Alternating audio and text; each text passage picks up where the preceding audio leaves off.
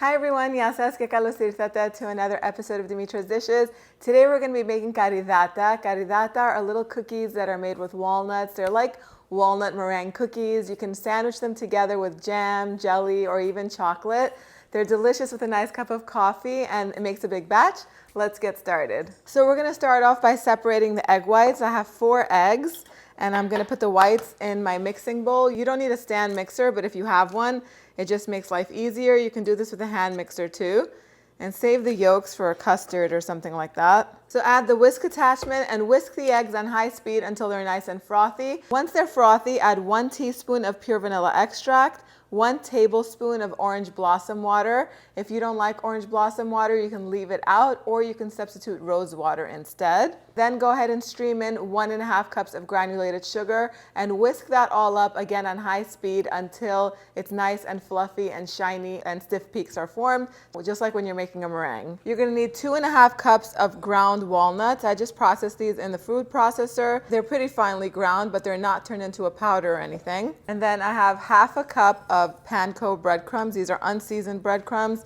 You can use old bread as long as it's dry. Just grind it up. All you need is ½ cup of it. ½ cup of cocoa powder. This is unsweetened cocoa powder. A heaping teaspoon of cinnamon. ½ teaspoon of ground cloves. And ½ teaspoon of baking powder. Even though the eggs are whipped, this is going to help them rise just a little bit. Mix everything all together. And if you don't want any chocolate flavor in this, just leave the cocoa powder out. And then just add the nut mixture a little bit at a time to the meringue mixture. Just fold it in.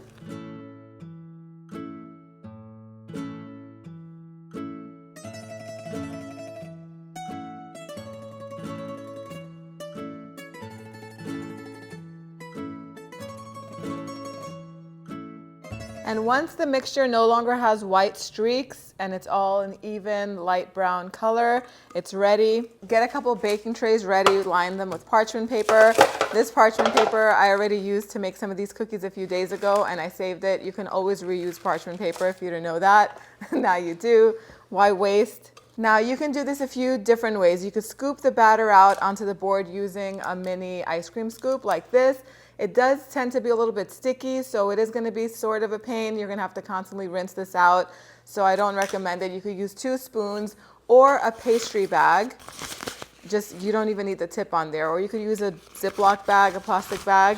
Just fill the bag up 3/4 of the way up and make sure there's a hole on the bottom. I just leave the hole as is. I reuse this bag and there's usually a large star tip attached to the end of it. And just pipe 1½ inch rounds onto it, just like that.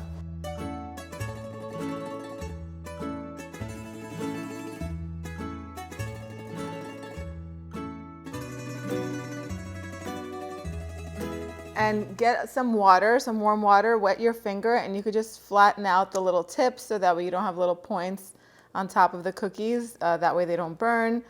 If you don't care about it, that's fine. And just keep piping the cookies out on the baking tray until you run out of batter.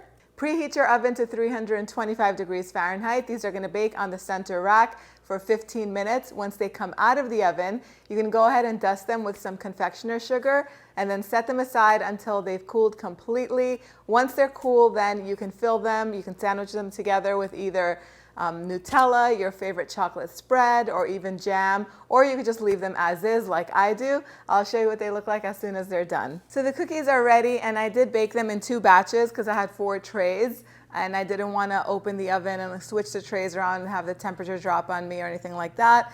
So do bake them 1 tray at a time on the middle rack. If you have a double oven like I do, then you can bake 2 at a time. It just takes 15 minutes, so you'll be done in no time. They are so delicious. Like I said, once they come out, let them cool completely. But before they do, if you want that little hint of sweetness and it also looks nice, dust some powdered sugar over the top. Then don't touch them. Let them cool on the tray because if you try to lift them, the bottom part is going to stick and they're just going to fall apart. They have to settle a little bit and harden. They're going to be soft on the inside and crisp on the outside. Perfectly delicious. If you want to kick it up a notch, you can fill them, like I said, and make them like into little sandwiches. Anything you want can go in here. Melted chocolate, Nutella, ganache. You can also do jams or jellies, whatever you want. They're perfect for gift giving. So the holiday season is right around the corner, believe it or not. So this is one cookie that maybe you want to add to your little cookie boxes. It's going to be great. Time for the taste test.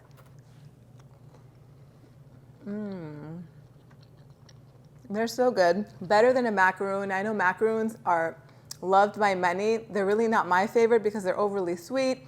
And I don't like that. I'm just not a huge fan of macaroons, but these are delicious because they do have a little bit of breadcrumbs in there, and then the walnuts also give them nice texture. The cocoa in there is so nice. And then you have the warm spices of the cinnamon and the cloves. The orange blossom water also adds a little bit of a floral note to them. You guys are gonna love these. They're so delicious. Again, they make a huge batch. I have 60, maybe 63 cookies over here, so they should last a few days. Make some Greek coffee, call some friends over, and enjoy them. The recipe is on the website, dimitrasdishes.com. You could head on over there to print it out. Let me know what you guys want to learn how to make next. Post it in the comment section down below. Thank you guys so much for spending time with me today. I'll see you all next time. Yes, us.